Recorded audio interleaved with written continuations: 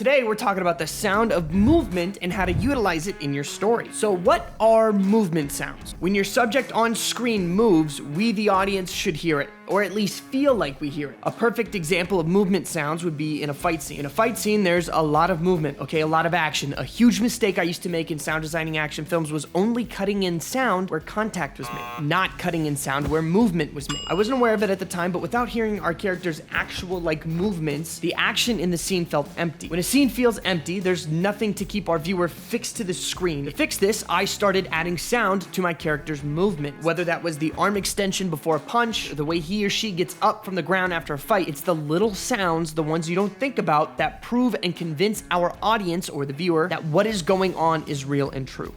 This is a 10-second clip from a short film titled Fight. What I've done is I've isolated all of the movement sounds and colored them green, and isolated all of the contact and impact sounds and colored them orange. I've muted the movement sounds so you're only going to hear the contact sounds.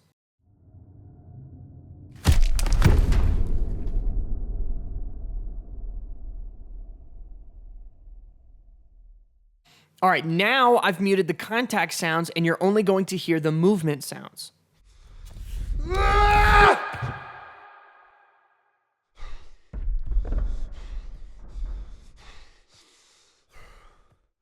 Now you're going to hear contact and movement sounds.